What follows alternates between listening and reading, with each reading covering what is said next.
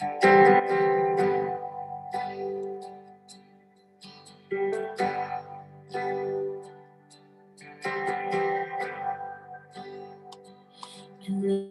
you more. Oh, your mercy never fails me. All my days I've been held in your hand.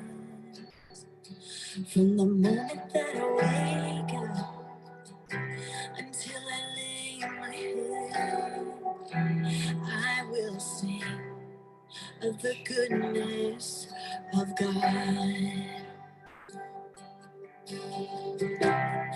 All my life you have been faithful. All my life you have been so good. With every breath that I am able, I will sing of the goodness of God.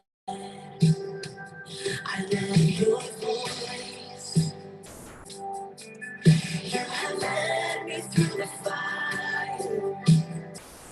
In darkest night, you are close like no other. I will sing of the goodness of God. All my life you have been faithful. All my life you have been so good. With every breath that I am able, I will sing of the goodness of God. I love your voice. You have led me through the fire. In darkest night, you are close like no other. I know you as a father. I know you as a friend. And I have lived in the goodness of God. Oh, this is my story. All my life you have been faithful. This is my song. All my life you have been so good. With every breath that I am able, I will sing of the goodness of God. 'Cause your goodness is running after, it's running after me.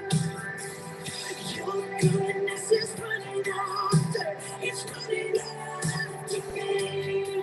With my life laid down, surrendered now, I give you everything.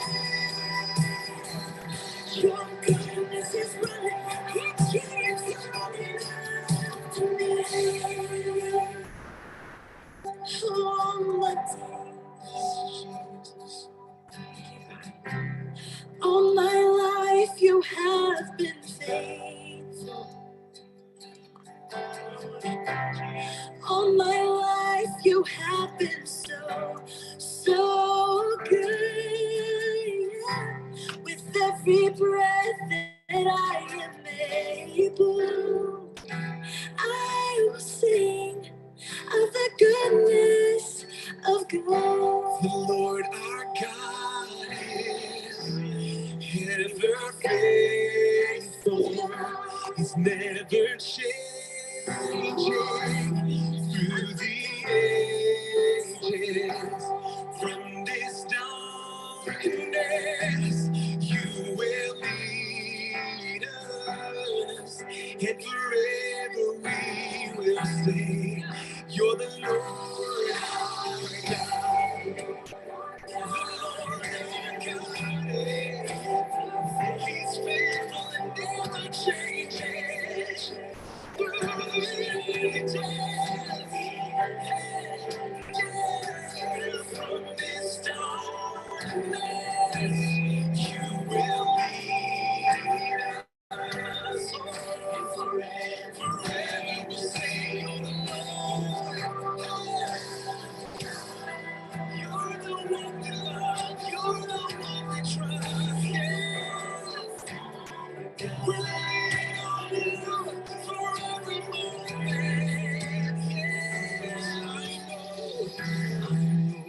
Goes before you, I know who stands behind. The God who fills your armies is always by my side. The one who reigns forever, he is a friend of mine. The God of angel armies is always by my side. Goes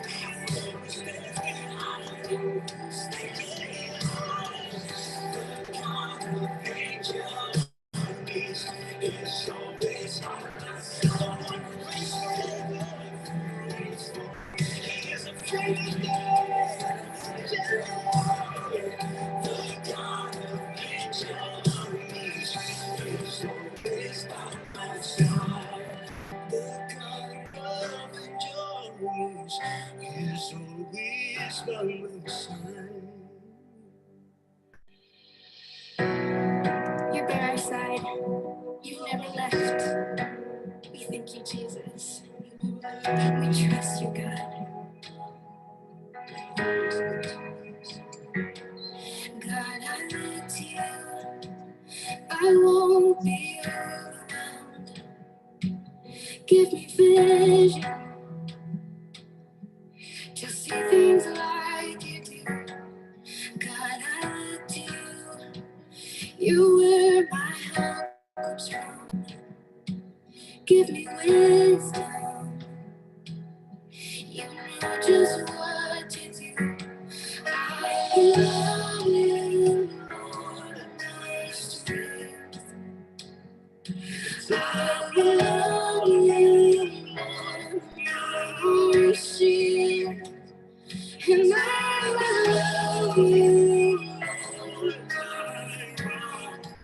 Forever all my days, I will love you, God. We look to you, God. We trust you in any season. You're there with us.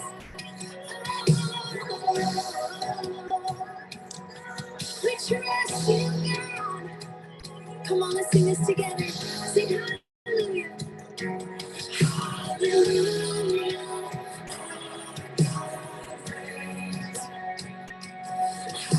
Hallelujah.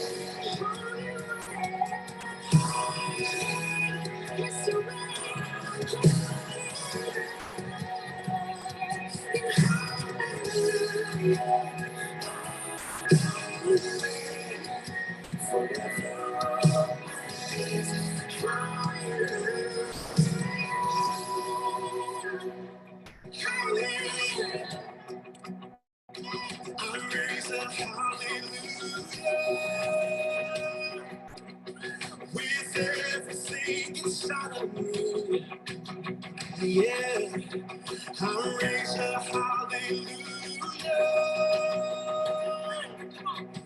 and I will watch the darkness flee.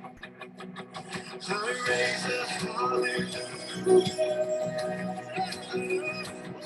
in the middle of the mystery, yeah, I raise a hallelujah.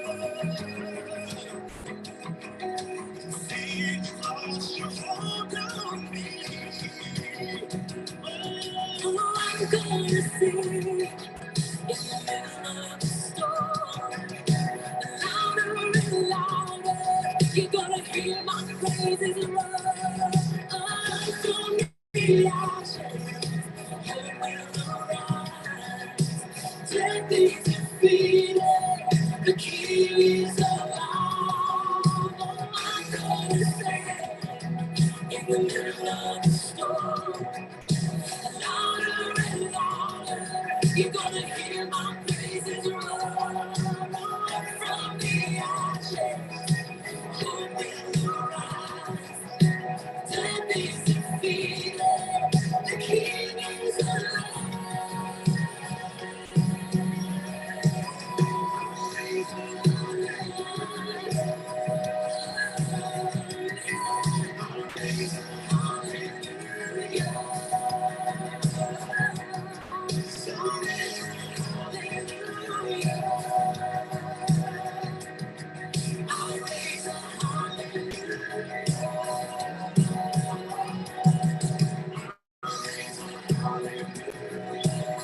Even when I don't see your even when I don't feel it, your even when I don't see it, you're working.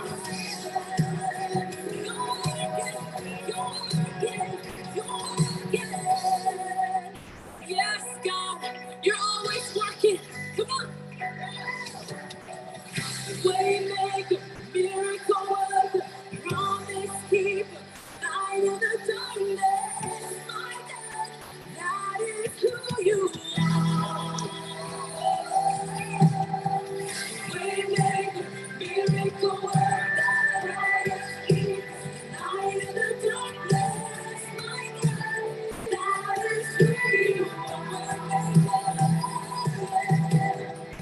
Waymaker, miracle worker, promise keeper, light in the darkness. That is who you are. That is who you are. That is who you are. That is who you are. That is who you are. That is who you are.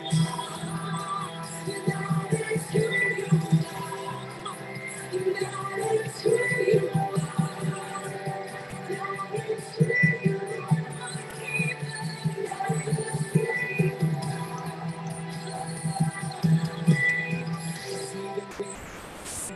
You're working, even when I don't feel it, you're working.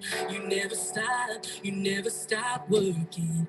You never stop. Let's sing it out. Even when I don't see it, you're working. Even when I don't feel it, you're working. You never stop working. You never stop working.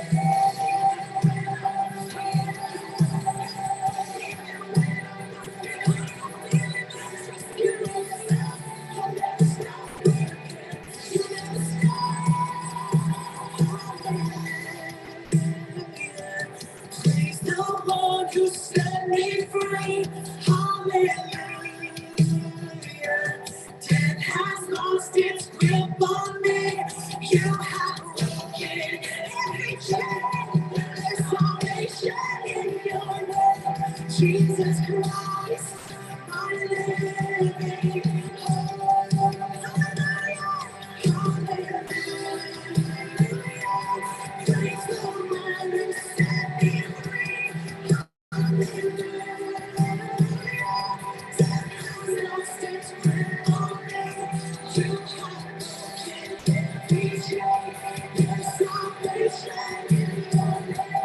Jesus Christ, my living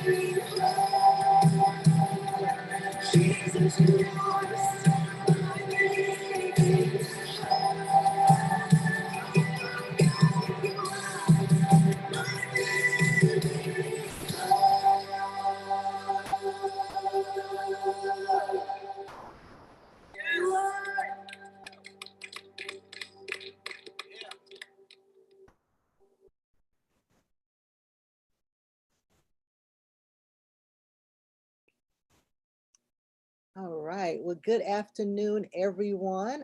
Good afternoon, Birmingham Bible Church. We are so elated. We are so excited that you have decided to join us here on today. So, we want to welcome all of our Facebook users. Welcome to all of you who are watching via YouTube. If you're on Instagram or if you're on Twitter, we welcome you on today and just thank you for taking some time out of your schedule to join us. Listen, grab your lunch. If you're like me, grab your second cup of coffee because we need it because you've been up early. But it's 12 noon and this is our Winning Wednesday. And so a lot of you may ask, why do we call it Winning Wednesday? But we like to take some time out to bring you some topics to help you be a winner, to help you realize that you are a winner and to create some wins in your life.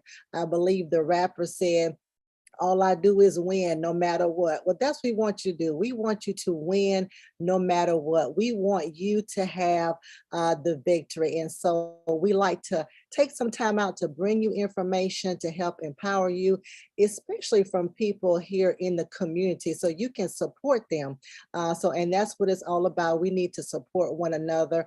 We want to encourage you on today. We want to help you walk in your victory on today. And so we have some great information that is about to be shared. Listen, especially if you're on Facebook, make sure you tag 3 people. Make sure you tag 3 people, do the little @ sign, and then put somebody's name in it. Do that for 3 different people. We need you to text 5 people. Text 5 people. The last 5 people you text, the last 5 people you gossip to, the last 5 people. And then we need you to share it. Share it on your pages, share it via text, whatever it is. If you know somebody who is trying to buy a home, to own a home, to be a homeowner, listen, this is for them. So make sure you text this to them as well. And listen, if you have any questions, please make sure you put it in the comment section. Our scribes are out there. They're going to make sure that I get the questions. And so that way you can learn firsthand experience and we can learn together. So thank you so much. I see y'all are saying hello to me on social media. So hello to you guys. Thank you for joining us on today. And so today we have Miss Brandi Feagin. I'm gonna let her give herself a better introduction, but she has started her career in banking for over 10 years. She has 10 years experience. She has actually helped families avoid foreclosure. And then after that particular company shut down, she started doing property management. And so now she is in real estate. And she is our marketing specialist for today. So I welcome you all, Miss Brandi Feagin. Hello, Brandi. Hey, hello everyone. Hello, Miss Pam, and thank you so much for that introduction. Yeah, I've kind of started out on the back end of real estate in my profession, and being, like you said, working in banking for over 10 years, helping families who are facing foreclosure, help them save their house by doing a forbearance or a modification rather. Moving on to property management as well as being a processor.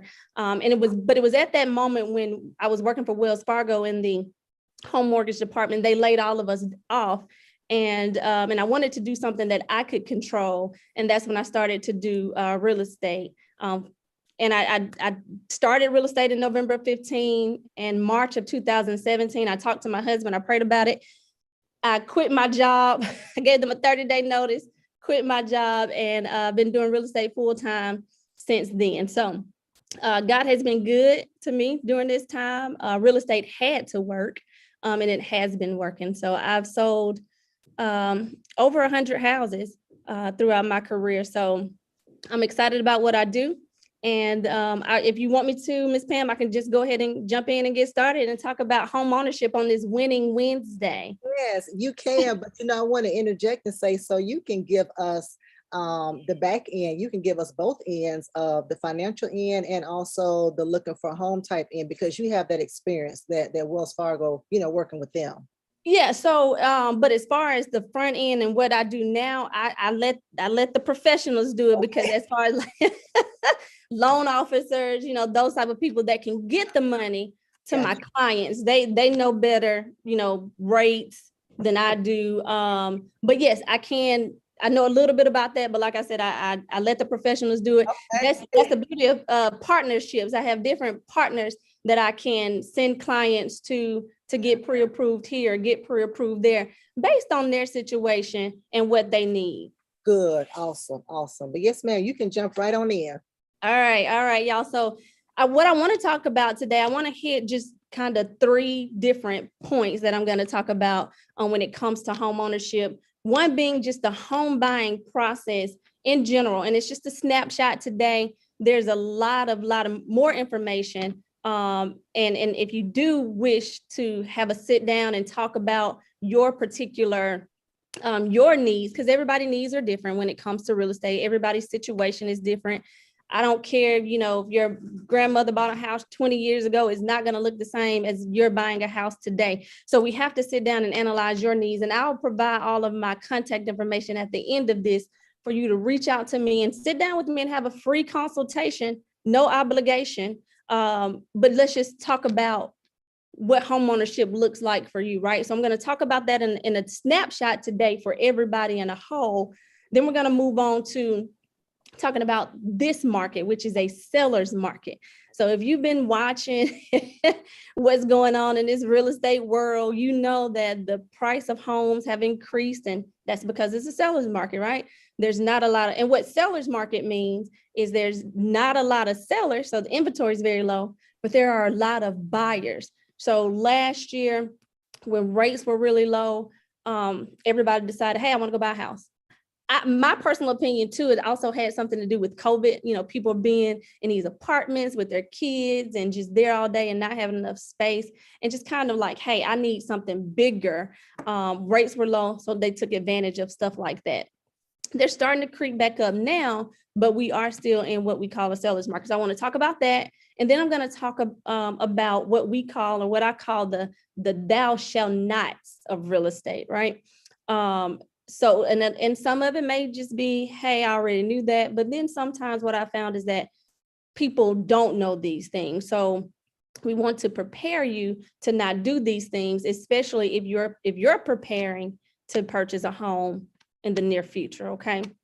So the first step to home ownership is, of course, selecting a realtor, and there are a bunch of us out here.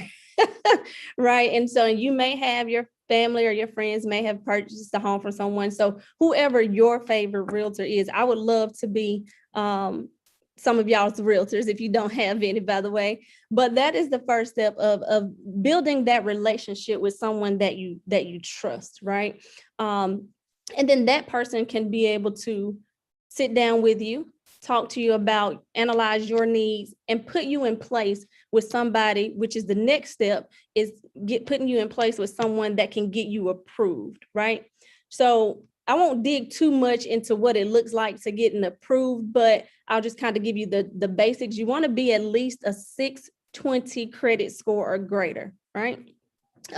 Sometimes you may hear, oh, well, I can, get approved for 580. You can, right? But your rate is probably going to be high. You're going to have to put more down payment money, things like that. So you want to be at least 620. If you can get higher than that, that's good. But at 620 will get you qualified for a house. And outside of that, you do want to have a good bit of income, right? You want to have a job, obviously, to be able to afford the house, because not only are they the lenders looking at your credit, they're looking at your debt to income ratio, okay, to get you approved. So they're going to take your credit report, and based off that debt and your income, which you providing your W-2s, your pay stubs, tax returns, if you're 1099, they're going to take that, and then they're going to look at all these things and say, okay, based off your credit score, your debt to income ratio, or you may hear me say DTI, but that means debt to income ratio. They're going to take that, and then they'll tell you what kind of house you can afford. Okay. And Miss Pam, slow me down at any time if you have any questions, okay, that you may think Yeah, I just thought of one. What about for those who have that fluctuating income, like your business owners Yeah. who, some months is really high and some months it's not so high. Is there someone who can work Yeah. with those Yeah. type of So a lot of times, especially if you're a 1099 employee like myself, or a 1099 person like myself, we don't get a check every every week, every 2 weeks, you're commission based and stuff like that. So what you have to have is 2 years of that self-employment income to buy a house. Okay. And that's what they're going to look at that. Now, a lot of times, and what a lot of people do when they're self-employed is they probably make 100,000, but then they write off 80,000, right? Because they don't want to pay taxes on that. Don't do that if you're in the process or want to buy a house in the future, because now your income only looks as if you make 20,000 a year. It's not going to get you the house that you want. It might get you a house, but you're going to be in an area that you don't want to be in, maybe. And the house is going to need some work and all that stuff. So don't write off those things if you don't have to, right? So keep that in mind. But if you do, there are lenders that I partner with that can do what we call a bank statement loan. So they see all the money coming in, and then you have to have 24 months, 2 years of those bank statements to qualify. Okay. That may also require a little bit more money down if you go that route and do the bank statement. But yes, if you are self-employed, you want to have 2 years of self-employment income. So if you're in the process of buying a house and you quit your job and say, hey, I want to be an entrepreneur now, that's going to set you back 2 years, because you do have to have that 2 years tax returns. Now, if you're a W-2 employee, you only need 30 days of proof of income. So your 30 days most recent pay stubs, of course, they're going to ask for your 2 most recent W-2s. Okay. So the 2 most recent tax years. Okay. I'm sorry, Brandi. I had a question that came in that may be in line with this. I'm trying to flow with your outline. But if someone declared bankruptcy and they purchase a home, they would have to wait depending on if it's Chapter 7, Chapter 13, they would have to wait 2 years from that discharge date. Now, if they're making payments they're in bankruptcy and they're through the courts and they're making payments on it, then they can go to the judge and say, hey, I'm getting ready, I want to buy a house. And the judge would have to say, okay, yes, you can move forward on purchasing a house. But typically it's 2 years after the discharge date. Gotcha. All right. Thank you. 2 years from the discharge date. So great question. So going back to the pre-approval, once you get that, and what a lot of people don't understand is that when you get that pre-approval, that does not mean now you can run out and go buy a car and buy whatever you want, right?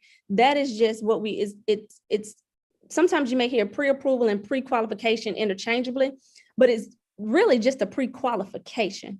The pre-approval doesn't come until after it's gone through underwriting and they have approved you. But still, don't go out and buy anything until you get the keys. I tell people don't buy nothing until, maybe days later, right? So that everything is just clear and good. Because sometimes they do go back and look at and re-pull your score and things like that. So once you get that pre-approval, that lets us know as realtors, hey, we are, or that pre-qualification rather, that lets us know that we are ready to go and we can start looking at houses. Because what we don't want to do is go look at houses before this step, right? Because basically what we're doing is wasting time for one, and setting you up for failure as your realtor, because we don't even know what we're looking for. And you can go out and see this house and you fall in love with it and you don't even have a pre-approval. This house is $250,000 and you only get approved for $200,000. But somebody else who has a $250,000 pre-approval letter, they can make an offer on that house and potentially get it. So we want to work smart, especially, you're going to hear me say a lot, seller in this market, in this seller's market, we want to work smart in any way. But in this market, we want to make sure that we're prepared when we go out and start looking at these houses. Okay. So select a real estate agent. The agent should be able to point you in the direction of getting you pre-approved.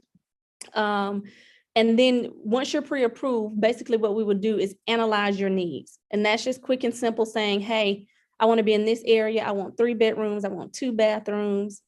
I want garage, hardwood, simple as that. Now we know what we're looking for. So now your agent can start sending you properties, and then eventually y'all will start going out viewing properties. And then you're going to walk into one as the buyer and you're going to, hey, this is the house that I want. Like, I love it. Let's make an offer on it, right? You're going to have that moment. You're also going to have those moments where you walk in, you're like, I like it, but it is not speaking to me. What I always tell my clients is, hey, listen, you'll know when it's the one, right? Because it's gonna talk to you, it's gonna speak to you. We're gonna pray over it. Like, you know what I mean? Like, that's the thing. And then once you say, hey, this is the one that I want to make an offer on, that's what we do. We make an offer. And an offer is simply just an offer, right?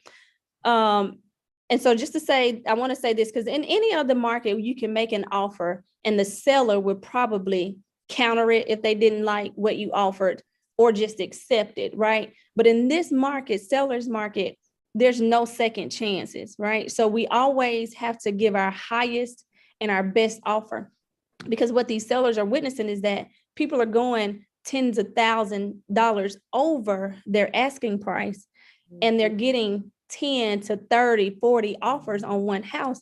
So they don't have to come back to you and say, hey, can you go up or can you do this? They have 30 others to choose from. And what they're going to do is choose the one that's going to best suit them, right? So in this market, or whether it's any other market, always be prepared to give your highest and your best offer. For the sake of Winning Wednesday, though, we're in a perfect world in here, okay? So when we present an offer on today in Winning Wednesday, our offer is getting accepted. And what we did, and we just, we presented our offer and it was our highest and our best, and we gave it, right? And thank the Lord that the seller accepted it. So now what that means is that we're under contract. Okay, so we presented our offer, seller accepted. Now this is what we call time is of the essence. And I don't want to get into the contract jargon, but there's 12-page contract of all of these things that we have to stay within the terms of that contract. One thing that a couple of things that I do want to mention that's very important that's within that contract, Ms. Pam, is that buyers will need to be prepared to give earnest money. And what earnest money is essentially is just a good faith estimate, right? And how I like to explain it to where buyers can understand is that when you're in an apartment and you're leasing an apartment, you put a deposit down. And if you stay within the terms of that lease, if your kids don't mess up the walls or you keep it clean when you leave, ultimately you get that deposit back. That's the same as earnest money. The difference is, though, you don't get it back in your hand. It goes back as a credit toward your loan. So buyers, be prepared to have earnest money. And I'm going to just give you some ranges of what that looks like. Anywhere between $500 to $1,000 typically is what you see based on the price of the house. It can be a little higher. I have some clients now that's given $2,500, $3,000, just to be a little bit more competitive, because what that says is that you're putting some skin in the game. So I'm serious about buying your house, Mr. Seller. Here's a $3,000 earnest money deposit that shows that I'm serious about that. But you don't have to pay that much. Typically, it's about $500 to $1,000, okay? Then after that, what we have to do is get a home inspection. The home inspection is not required by your lender or by the state of Alabama, but it is going to be required by me as your realtor or your realtor, because this tells you the story of a house. You want to know what you're buying, right? So the home inspector goes in and he's going to inspect that house from top to bottom. The beauty of the home inspection is the sale, in some cases, where the sale of the house is contingent based on the home inspection. So if those repairs come back and they're just outrageous and it's too much for you to do and the seller's not willing to make those, you have the right to walk away from buying this house and get your earnest money back. Okay. So that step to me is very important. I don't care if it's a new build or anything. You want to get that house. If it's an as-is house and we know that the seller's not making any repairs, we're still going to get this for the purposes of our information, because if it's too much going in, we can just walk away. Okay. That will run you anywhere between $325 to $400. Okay. And you pay that to the inspector. Now, if the deal falls apart, you don't get that back because you paid that to the inspector for doing the job. Okay. After we get in Alabama, and let me say this, Alabama is a buyer beware state. And what that means is that whatever we want to find out about the house, it's our due diligence to do so. And so that's why it's very important to get that home inspection, because it's going to tell, or any other inspection that's going to tell you, because the seller doesn't have to let you know what's going on with the house, unless it's a latent defect that's like health and safety. But a lot of times some of this stuff is not provided up front. So you want to do your part. We want to do our part in getting that home inspection. Okay. The next step to that is the lender is going to send an appraiser out to give us the true value of the house. So for instance, we're under contract for $250,000.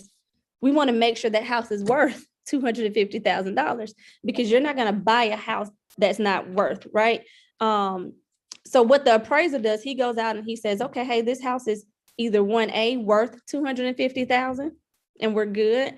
He can also say, hey, this house is worth $260,000 and you're great, right? Because now you're going to move in with $10,000 worth of equity. But the appraiser can also say, hey, this house is only worth $240,000. So now we got a $10,000 difference. The beauty of real estate is we can go back to the seller and say, hey, Mr. Seller, your house is not worth $250, it's worth $240 according to the appraiser, right? And that's what we have to go by, what the appraiser says. And Mr. Seller can say, hey, well, I'll take $240 for it, I'll lower it to $240. And then that's what you would pay for the house. Or Mr. Seller can say, hey, well, I want $250 for it. But at that point, what we could do is, because the appraisal is another one of those contingencies like the home inspection, we can walk away and say, hey, no, I'm not paying more for a house than what it's worth, Mr. Seller. You can put it back on the market and then I'll get my earnest money back and then we'll start over. Does that make sense? It does, yes. Okay. So don't be afraid, even if you have to go over asking price, don't be afraid, because the appraisal is the protection for you. You're only going to pay what the house is worth. Now, again, in this seller's market, some people are paying more because they're in a situation to where it's so, some buyers are desperate right now, right? They've sold their homes. Now they got to go find something. It's so many, other buyers that you have to be competitive. So some people who have the cash and have the access, the means to do that, can say, hey, I'll pay $5,000 more than what it's worth. But that $5,000 comes directly out of your pocket. The lender is only going to give you, in this case, if it only appraised for $240, the lender is only giving you $240 to finance. The remaining comes out of your pocket. Okay. Any questions so far, Ms. Pam, you think you got? No, this is good. No. Okay. Good. Well, good. So, but again, we're winning Wednesday. So we're in a perfect world here. So our offer comes back and we have $10,000 worth of equity in our home, right? So we were under contract with $250. It came back at $260. Your price still remains $250, but you just have $10,000 worth of equity. And I'll explain what equity is that now you own a house and you pay less for it than what it's worth, right? So now your house, you got $10,000 in it. So if you were to go to sell it, you could probably profit. It's worth $260, so you can get that at least $10,000 of it back. But as the market continues to trend up, and that's what we're seeing, in a year, 2 years, your house is going to be way worth what you paid for it, right?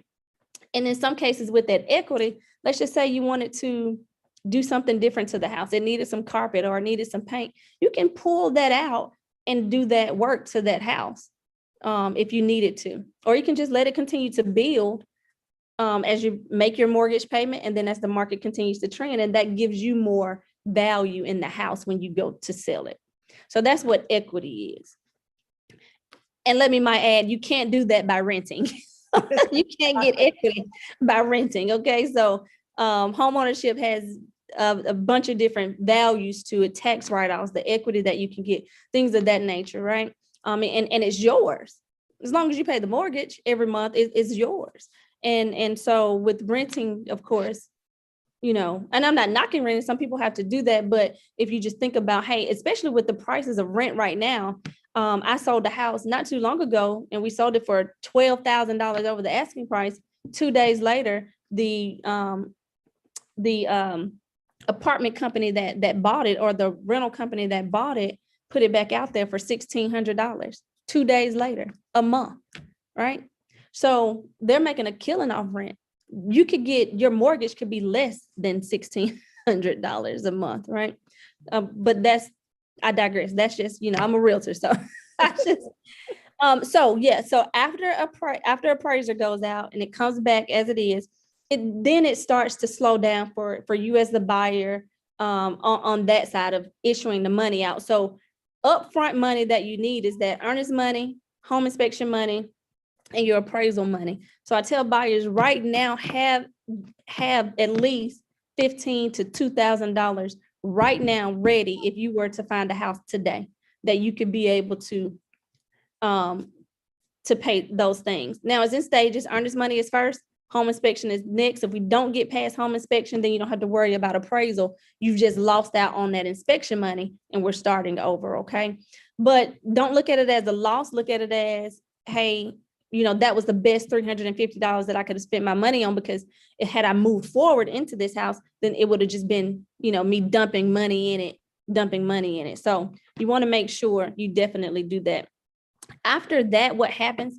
Then there's just a bunch of back end things going on, right? Your lender is working with you to make sure you got all your updated information, your files going through underwriting, the closing attorneys and the title company, they're working together to make sure that when the title or the deed is conveyed over to you as the new buyer, it's clear and there aren't any liens or judgments or anything like that that's attached to that house, because we want those things to be satisfied prior to you moving in and signing that, so that doesn't attach to you. Okay, so a lot of these things are going on in the back end to protect you. Okay, and that's what's going on the back end. And then after that, what happens is that we send the inspector back out, because we want to make sure if the seller did fix some things, that in fact they did do them correctly, right? Because as the agent, if they had to do something to the roof or to some electrical stuff, I'm not a roofer, I'm not electrical, and I don't electrician, I don't know. So we want to make sure that you're taken care of and that they've done those things. So we send the inspector back out, and they may charge about $75 or $100 just to go back out. Some of them do it as a courtesy. But we want to make sure that that's done so that that those things are complete when you do take ownership in the house. Inspector goes back out. Your realtor, myself, what we'll do is go and we'll do a final walkthrough of the house, just making sure that it looks the way that it looked as when we viewed it, right? And that they kept the refrigerator is still there, all the appliances, the blinds, these things that we've asked to remain into the property. We want to make sure that those things are there. If it was occupied with a homeowner prior to you taking possession, we want to make sure when they move their stuff out, they didn't knock any holes in the walls and break any windows or things of that nature. So we'll do a final walkthrough. I always like to take a cute little picture, just for memories of you getting ready to close on your first house or second house or whatever. And then we go to the closing table. And at that point, you can expect to be there maybe 30 minutes to an hour, sometimes a little longer, just depending. But that's just where you're signing all the documents, taking ownership of your new house, right? And then now you can breathe. Now you can do whatever you want to do. You got the keys, you sign the paper, deed is conveyed over, and it's just a glorious time for everybody, right? Because although I know that I made this seem easy, it's still a process. So and especially right now in this seller's market, and that's what I'm about to get into now, it's extremely tough for buyers, extremely tough. So at that closing table, when we do get there, and we will get there, that's when we rejoice and be glad in everything that we did to get here. So jumping into the seller's market and what that is and what that looks like. So I told you a little bit about what it was, but sellers right now aren't paying anything. They're not paying closing costs. They're not giving you a home warranty. They're not giving termite bonds. I mean, you can, depending on how long the house has been sitting on the market. But when we're talking about day one, day two homes that have just hit the market, it's just so competitive, especially if it's a good house in a good area, right? Because there's so many buyers. I mean, there are a ton of buyers. And so you have to be prepared. So as a buyer, what I would tell you is that continue to save, because you're going to probably need some money. As the realtor, I am prepared to help you find lenders and loan officers that does have grant money. Some people like say, hey, can you get me set up on that first time home buyer thing? And it's really no such thing, right? These lenders and loan, they'll give this money to anybody, whether you bought a house 1 time, 2 times, 3 times, they don't care as long as you qualify for it, right? So we want to make sure that we can find some grant money. And what grant money is that's money that's free money, right? That you don't have to pay back. And that's out there as long as it lasts. But then there are some programs to where you can get down payment assistance. And that'll be just catered to your need, right? But if you don't have money saved right now, because the pre-approval is just the piece of paper that's saying that you can go out and get the house, but it's not everything else that goes along with being able to buy the house. So with seller's market, you'll see, I mean, the house will go on the market, let's say on today, and then 3 days later it's under contract, right? So you don't have time to say, okay, well, I'll go Saturday to look at it when I'm off work, because by Saturday, I can guarantee you it's gone, because they already got 30 offers. They don't have to wait on you to get there on Saturday. They have 30 offers to choose from. Just give me the one that's going to net me the most amount of money in some cases. And the reason why it's so much harder for buyers in this market is because so many homeowners have taken advantage of selling their house, right?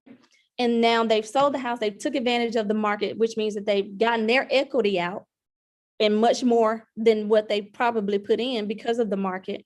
And now they have cash and they're just waiting on the right property to show up.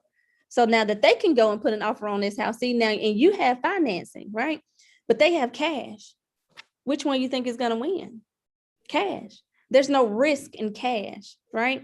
There's no underwriters. It can close a lot quicker.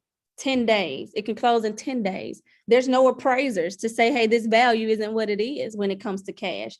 So, but sometimes cash doesn't outweigh it, because sometimes people think just because they have cash, they can lowball. So you get with a realtor, because we're having to be creative with these things, right? So in this market, you may have to go 10,000 over. You may have to go 20,000 over. You may have to pay a little bit more. You're probably going to have to pay your own closing costs, get your own home warranty, get your own termite. I've had some clients that even had to pay the seller's closing costs, right? But you have to have money in order to do that. So I'm saying be prepared, save as much as you can. And here's my position in it. Anybody can buy a house, right? It's never a no. It just may not be right now. And even if it's not right now, then that's okay too, right? Because what you don't want to do is get out here just because you got a piece of paper that says, hey, I can buy a $200,000 house, but then you don't have any money. I just told you what you're going to have up front and some things that you're going to have to do. So you got to be prepared. So be prepared. If it's next year, that's fine. The market may have shifted by then anyway, and you wouldn't have to worry with all this that's going on. But don't put yourself in a bind if you don't have the means to do that, or you don't qualify for some of these down payment assistance programs. Okay. You know what, Brandi, you are so correct about the market, because we live near Oak Mountain. Okay. And oh God. we cut through this subdivision, and there was a house for sale. It was in a cul-de-sac. I'm a sucker for cul-de-sac. But I was driving through, not interested in it. And I kid you not, like you just said, 2 days later, there was already a contract on the house. I was like, what? It was just on, but yeah, and I didn't know why, but now I know, yeah. And so we as realtors, we know that, right? So I'm getting ready to list a house in Clear. It's already out there as a coming soon. I already have 8 showings on it, and we don't even go live on that property until the end of this month. And the showings are going to keep coming in, right? So that house, once we go live, I'm probably already going to have a bunch of contracts to where that house is really just going to be on the market 1 to 2 days. Right. So it's not leaving a lot of time. Now, I'll be fair to allow people time to see, but most of the times what you're going to see is, hey, all offered highest and best offers are due by such and such day at such and such time. Seller will make a decision the next day. And typically that's 2 to 3 days after the house has hit the market. So there's not a lot of time for buyers to be able to, but those people that are going to see it, they're already prepared, right? So we want to make sure that you're prepared. I tell a lot of my clients or people who when you get ready to go on vacation, what do? You don't just jump up and say, hey, I'm going to fly to Miami tomorrow and not even know where you're going to stay, not even know how you're going to, get there. So you plan your vacations, right? That's the same thing with the house. Plan. Hey, I want to buy a house next year. Let me start working on my credit now. Let me start saving now. Let me put these things and get these people and things in place now. So that way, when next year comes, I'm prepared. Don't wait until your lease is almost up. You got 30 days for your lease, because it's not going to happen. You're going to be going month to month, and you're going to frustrate yourself in doing that, right? So prepare yourself for this market as a seller's market. Prepare yourself as even just becoming a homeowner in general. Okay. So that's it about a seller's market. The last thing that I want to really talk about is the 10 commandments of buying real estate. The thou shall nots is what I call them. So I'm going to jump into that real quick, Miss Pam, and I'll just read it directly off of my book here. But the first thing is, thou shall not change jobs or become self-employed or quit your job. You know why. You need a job to buy a house. I just told you that if you become self-employed, you got 2 years before you can buy a house. So don't do that until after you buy the house, okay? The second thing is, thou shalt not buy a car, truck, or van. And the reason being is, now let me preface it with this. Life is still happening for a lot of people that are buying homes, right? And so if you need to go buy a car to get to the job to buy the house, get the car. The house will be there, right? But what I'm saying with this is, if you're approved, most people think, okay, I'm approved now, let me just go buy this car I want to, because people here get the house, then the car. And that's true. You don't want to, because buying a car and buying a house they look completely different, right? When you're buying a car, they're going to run your credit to whoever will finance you. And then those inquiries will hurt your score. And then those things take for 2 years to get off. So now you lowered your score. The car people may say, oh, you got a 700, but by the time they run your information to 5 different people, it's dropped. And it's easy to drop. It's hard to get back up, right? So just don't buy a car until after you bought the house. Okay. The third thing is, thou shalt not use charge cards excessively or let your accounts fall behind. We know that that's common sense. You're buying a house, you need credit to buy a house. Don't use your credit if you don't have to. Pay it down, but don't go out and max it out. You want to keep your utilization rates at 30% or less. Okay. That way you know you're safe. If you have to use a credit card, use it to get some gas, pay that sucker right off. You know what I mean? Don't just go out using it for anything, just go shopping, because the lenders are going to see this. Behind the scenes, they see all this stuff that's still going on with your credit. Okay. The fourth thing is, thou shalt not spend money you have set aside for clothing. So I just hammered you with save. Even if you don't use it, then you still have it, right? So save as much as you can, but don't spend any money that you have set aside and say, hey, well, I'll put it back when I get my paycheck. Don't do it. You want to just make sure that even if you have to get an account just for the purposes of the house, do that. So that way you're not commingling your house money with everything else. And now you know, hey, this money that I have in this account is for me getting this house. And then your loan officer can use that account for the purposes of you purchasing a house, okay? But don't spend money that you have set aside. Thou shalt not omit debts or liabilities from your loan application. So when you apply for a mortgage, the lender is going to give you a loan application to complete. Don't lie on it. Don't try to omit anything.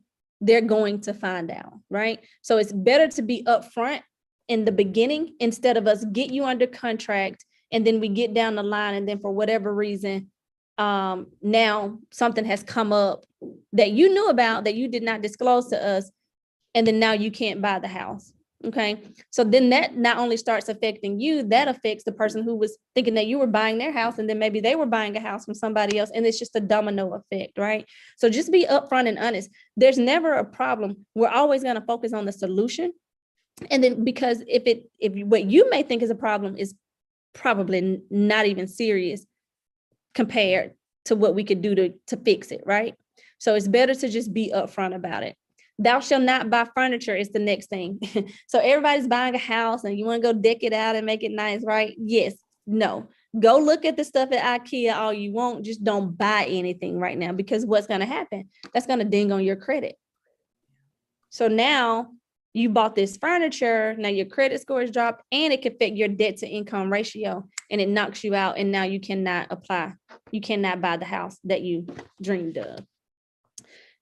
The next thing is, thou shall not make large deposits without checking with your loan officer first. This one always gets everybody. So I want to really explain this. So any money that's in your account has to be sourced, or it has to be seasoned. So if it's source meaning that your W-2 income, your check is deposited into your account. The loan officer can source that. We know that comes from your job, your tax returns, your child support, whatever it is that's being deposited. That's court ordered child support, by the way, that's being deposited. They can source that, right? But if you have $5,000 under your mattress or in a shoebox, and then you go put that into your account, they're looking at you like, where did this come from? Like, are you laundering money? Right. Yeah, is that money laundering? So you're dealing with the government, so they want to make sure that the money that you have is legit money. So you put that $5,000 in there. Now that money has to sit there in your account and season for 90 days. So now you're delayed 90 days from purchasing a house. So if you do have large deposits like that, now you're preparing to buy a house, go ahead and put it in your account. So that way, when you're ready to buy a house, it's there and it's seasoned. There's no question. They won't question where that came from, because it's been in there over 90 days. Okay.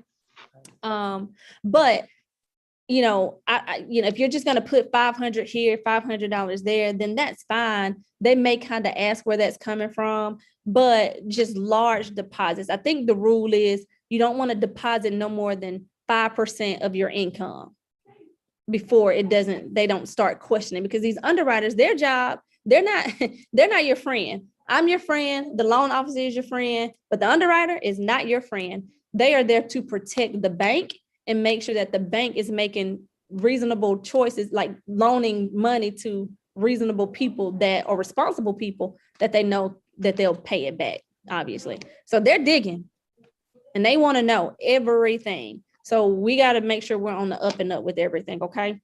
And so Brandi, like, for example, if someone has, a life insurance policy that accrues cash value, if they decide, hey, I'm going to take this money for a down payment on my home, as long as they see that particular check, because that's right, image on your on your bank account. That's right. So as long as and then you more than likely you're going to have some documentation that you took that out, or or they can, as long as they can see where it comes from, they're good. So if you're going to use some 401, you got 401k and you want to use that, then I would recommend getting a withdrawal and not a loan from that. And then you'll just say, hey, well, I pulled from my 401k. The other thing is, if let's say your parents or your grandparents, they're so excited for you and they want to give you money to help you buy a house, they can do so. But what we don't want them to do is just give you the money and then you go deposit it, because then it has to be seasoned, right? Or sourced. Well, they can't source it because it's cash. What we want them to do is provide the lender. So let us know, say, hey, my grandmother wants to give me $5,000 to help with my down payment. And what we do is, your grandmother, we consider that as a gift. So the lender, your grandmother would complete a gift fund form letter, and then she would need to provide her bank statements showing that she has this $5,000 to give to you. And that's how you get around that. Okay, yeah, someone did ask that if, someone gifted them some money by, writing a check. So you just explained that. So they have to go to the bank. Wow. Yeah, so they will get that money, they will get that cash to put it in their account, and it'll be a gift letter. But again, you're dealing with the government, so they want to know, hey, where did grandmother get that money from? And they're not digging through her account, seeing what she's spending her money on. They just want to see that she has $5,000 to give to you. Are they trying to make sure grandma not a drug dealer? I mean, what? That's exactly what they're trying to make sure. That's exactly what they want to do. Oh yes, so you can do that. Thou shalt not, number 8 is, don't originate any new inquiries onto your credit, right? So Don't go out and get any new credit cards. Don't go out and do anything. All of that affects your credit score and your debt to income ratio. So don't do that. And then it's an inquiry that's going to be on your credit, which really hurts your scores. So you don't want to do that. And those aren't removed until about 2 years, unless you get with the credit repair person that can get those removed. Thou shalt not. Now, this to me is just life, period. It has nothing to do with real estate. Thou shalt not co-sign a loan for anyone. That's right.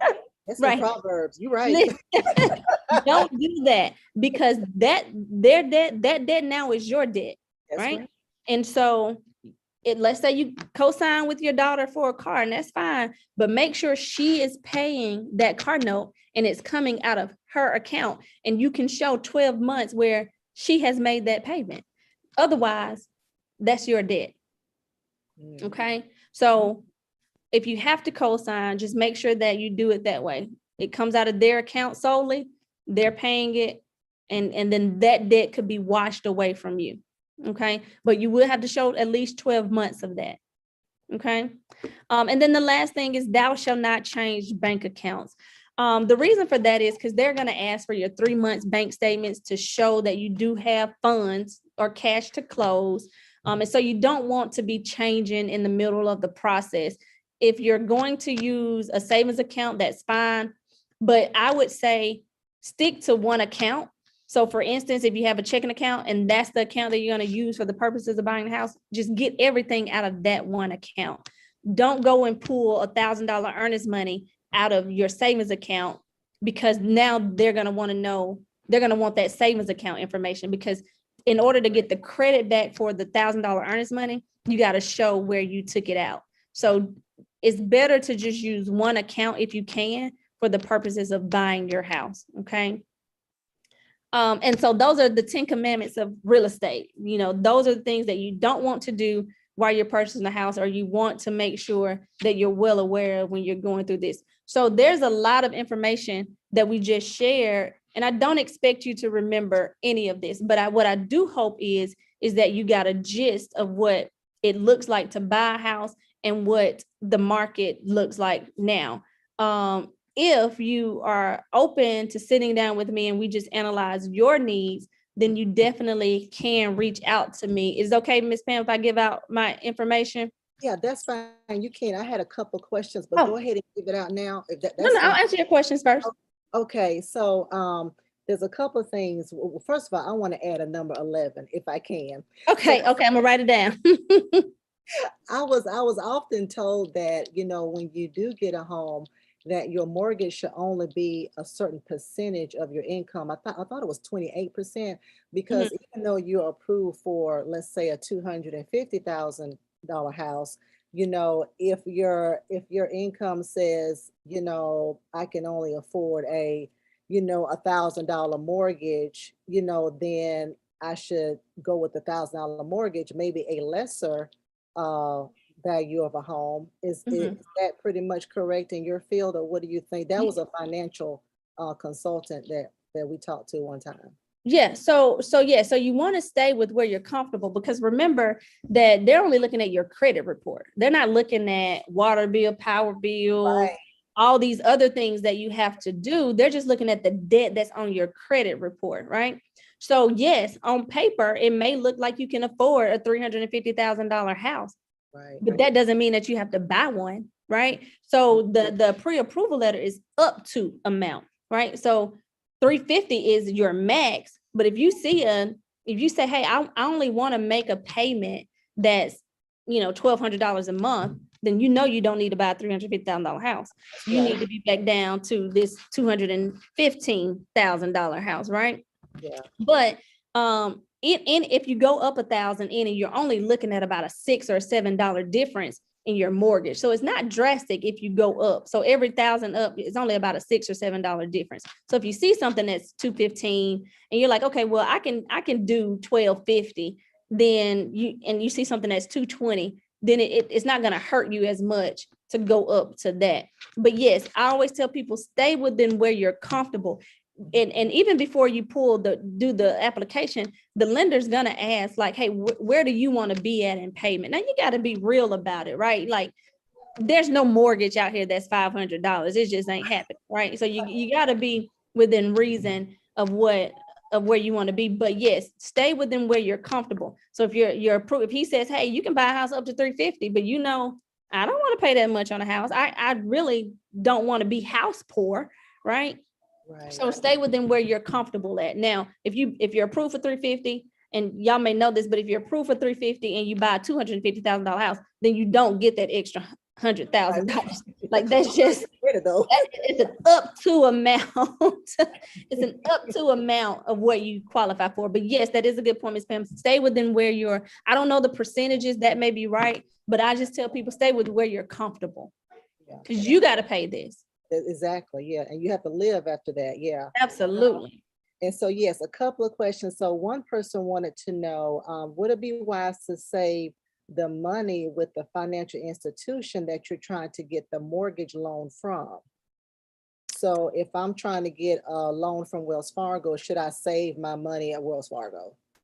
Not necessarily. No. A lot of people that I run into, they don't want to get they don't want, like, if they bank there, that's not who they want to use anyway. But it doesn't necessarily matter where you have your account set up, because you're going to provide those bank statements anyway. Yeah. Now, if you work there and they had some perks for workers, then that may be different. But no, you don't necessarily have to open up an account with who you're going through with pre-approval. Okay. And I know we touched on this when you were talking about the foreclosure, the bankruptcy. So if someone has everything in order, like credit score, earnest money, and we talked about that 2-year waiting period from the discharge date, but you also mentioned that the judge could possibly do something. So they wanted to know, do they still have to wait 2 years? Or I guess if they didn't want to wait the 2 years, can the judge super rule it? Or yeah, sense? So the chapter 7, I believe, and I'll get this to you, Miss Pam. If I'm wrong, I can pull it up. But I believe the chapter 7 is the one that's the 2 years from the discharge date, has nothing to do with the judge. But gotcha. The chapter 13, I believe, is the one where people will where they're paying on it, right? So it's put into the bankruptcy, but they're making payments on whatever. That one, that's the one where you can go to the judge and say, hey, I want to buy a house. I've been doing good with my payments and this. Can you sign off on me I've been approved. And a lot of times they want you to get the house under contract first and then take it to the judge and say, hey, here's the details with it, so that they can see that it's not going to affect you financially with everything else that you have going on. Yeah. And let me ask you, do you know anything about, for example, for someone who is renting in an apartment, can they use that as, I make my payments on time? Yeah. That I forgot, is it called credit my rent?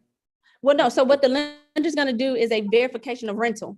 So they're going to, or VOR, they're going to reach out to your rental company to verify your rent and make sure that you've been good with that. So they're going to check that. They're going to also do what we call the VOE, or verification of employment, right? So they're going to take your pay stubs, but they're also going to reach out to your employer to verify this income as well. So they're going to do a VOR and a VOE, or verification of rental, and a verification of employment, to check those things. So yes, if you're in good standing with your rent and they do report that to the credit bureau, then that will definitely show up.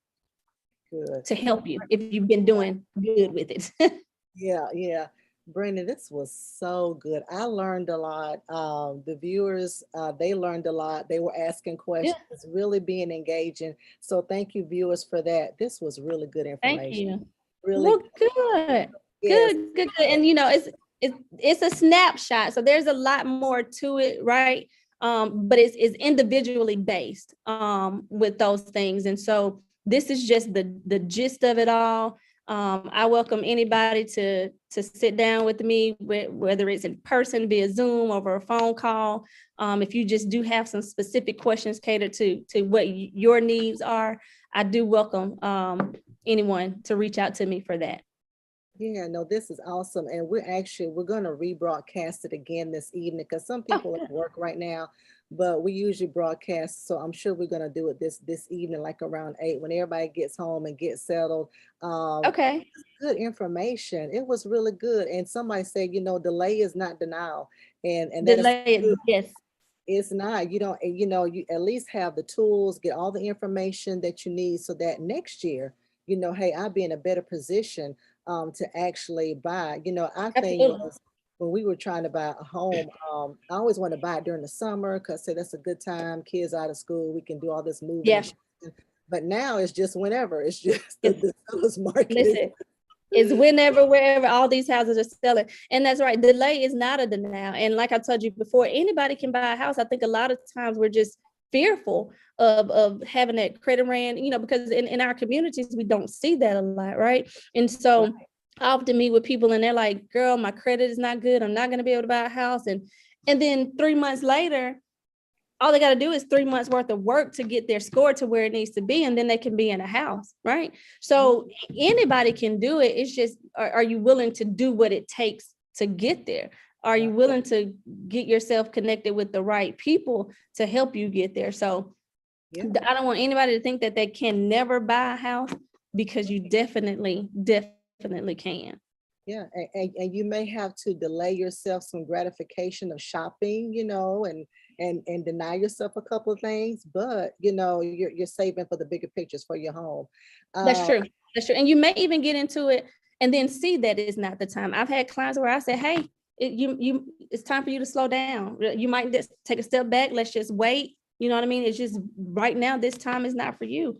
I met a girl the other day on wanting to sell her house, but hey, she said, I only want to buy a house that's $200,000 in the neighborhood that she wanted to be in. I said, well, you might want to stay in your house for now, because that's just not humanly possible to find right now, right? So instead of you being homeless, stay here and then we'll work on that later, right? So it's not always about, like I said, it's easy to get the pre-approval letter, but sometimes it's a little hard to get out there to try to find it. So you got to make sure timing is everything with this, especially if you don't have funds right now to do that.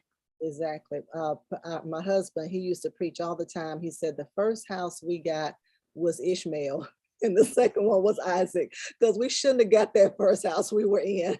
It was wrong time, and it was the child out of season. It wasn't what God had for us. And Right. so yeah, so viewers, make sure you do it in God's time. And Brandon, it's Amen.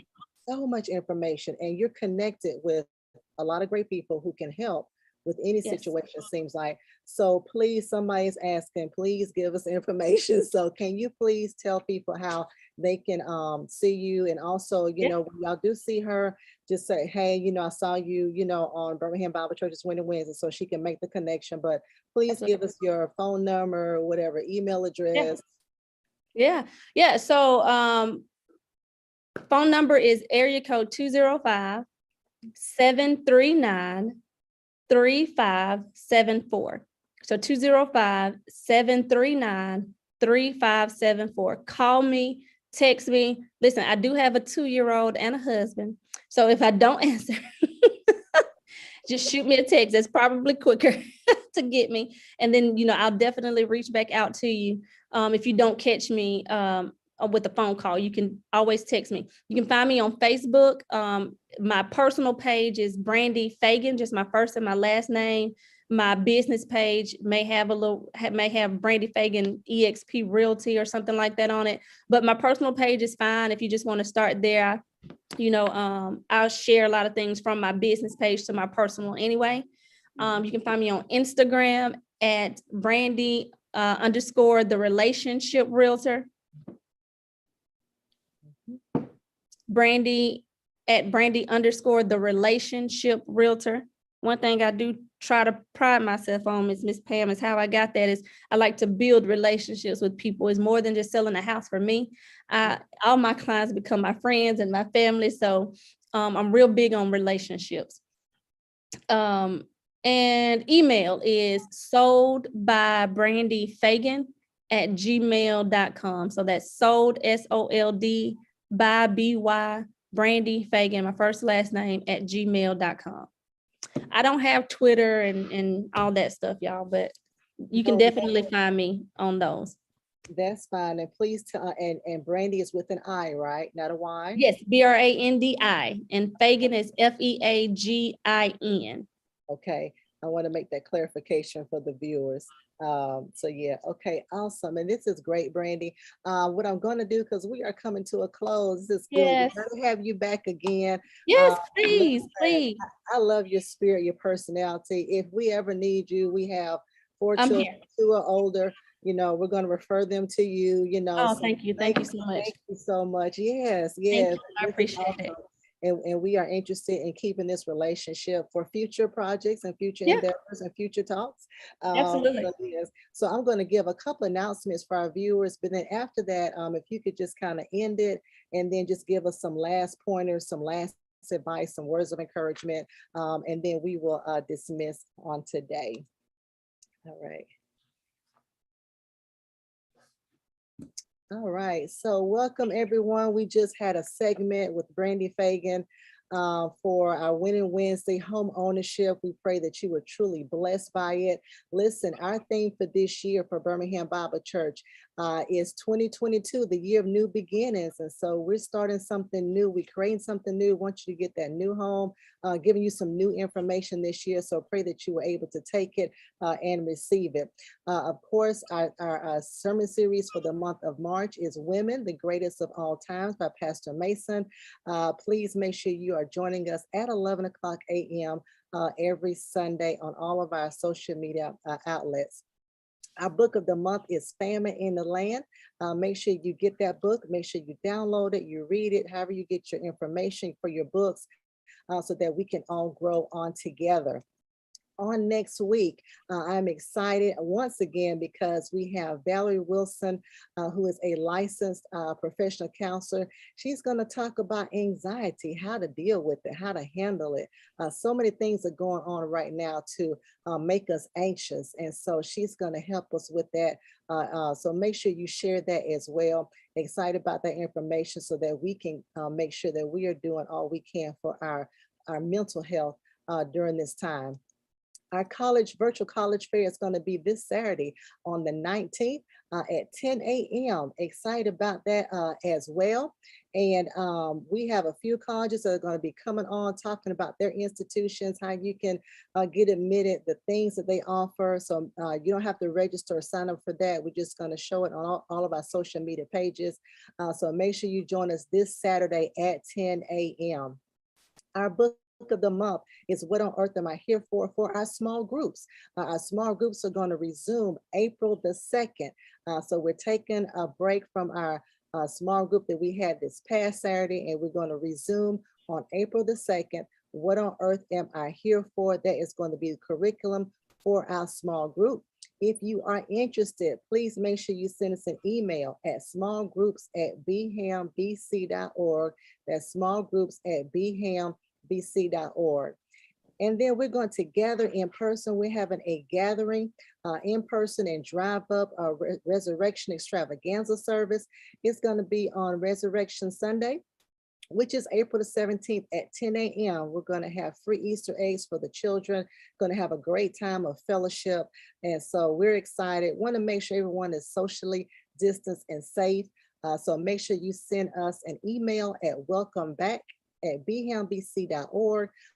If you are interested in the in-person service, again, welcome back at bhambc.org to let us know if you are going to be in the place. Also, let us know how many family members you will be bringing with you so that we can make sure everyone is safe and socially distanced. And of course, we sent out contribution statements. If they were emailed, if you did not get yours, please send us an email address at ladypam@tcowi.org. And then if you desire to get more great teachings from Pastor Mason, please go to oneplace.com, do a search for Dr. James H. Mason III, and you can see all of the messages that are archived. He also is on 6 different podcasts. So we're excited about that. He's on iTunes, on Stitcher, on TuneIn, on iHeartRadio, on Spotify, and on Google Podcasts. So a great way to listen to the Word of God on the go. And then we have several groups that we are starting in the month of April. So if you're interested, please send us an email. And for those of you who are single, so everybody pay attention. Those of you who are single, you got to do this by March the 31st. Send an email to singles@bhambc.org. If you're single, send us an email at singles@bhambc.org. We're going to have some private monthly sessions. You can either watch it live or you can go back and watch it. But it's a great time to get information to help you in your singleness. For our married couples, if you're interested, please send us an email at marriedcouples@bhambc.org. That's marriedcouples@bhambc.org. Once again, do it by March the 31st. And then for those of you who are interested in our Timothy class, it's a class that helps you learn more about how to study the Bible, how to teach the Word of God. And so please do that as well. That email address is timothyclass@bhambc.org. That's timothyclass@bhambc.org. Of course, we have our awesome prayer room every Monday, Wednesday, and Friday. That is 6 a.m. Central Standard Time. That number is 727-731-0433. Again, 727-731-0433. We also offer a study in the scriptures every Tuesday at 11 o'clock a.m. We are walking through the book of James. What a great time we are having. So of course, we're showing that on our social media pages. So feel free to join in every Tuesday at 11 o'clock Central Standard Time. Of course, we are also donating to, everybody knows what's going on with Ukraine, the Russian invasion, and how Ukraine is really in need of a lot of things, and so much is going on. And so the church is going to be donating through Red Cross. So this is something that could be done through Red Cross. If you desire to do it, you can. But the website is icrc.org. That's icrc.org. So it's a great time to really donate to them so that they can get all the supplies that they need. And once again, this is through the Red Cross. So make sure you do that as well. We want to be a blessing to others. Of course, we stream live on YouTube. We're on Facebook, on Twitter, on Instagram, and through the My Sunday app. Of course, if you have an app store on your iPhone, make sure you go to that app store, and you're going to locate My Sunday, which is one word. You'll do a search for Birmingham Bible Church, and then you can see all of our events, all our flyers. You can actually watch broadcast through the app, so you can do that as well. Also, to receive text messages, text BBCWW to 94253. Text BBCWW to 94253 to receive text messages. Also, if you have a business, this is a great way to market your business. We have a business directory. And so, Miss Brandi, you can be a part of it. This is free of charge, but you go to our website, bhambc.org. You will actually click in the middle on business directory, and you can key your information in. Very easy process, is free. You also are not only a part of our church's website, but also a part of a 50,000 plus strong Christian database. So a lot of other people can locate you from wherever. And so it's a great way to do that. Of course, there are several ways that you can give to BBC. They're located on our website, bhambc.org, but you can give either Givelify, you can mail contributions in to P.O. Box 360-321 Birmingham, Alabama 35236. We have Cash App, which is $BHAMBC. And we also have, you can also give via text. That number is 205-289-1938, 205-289-1938. Key in the $, the amount you want to give, and it's very simple, very easy.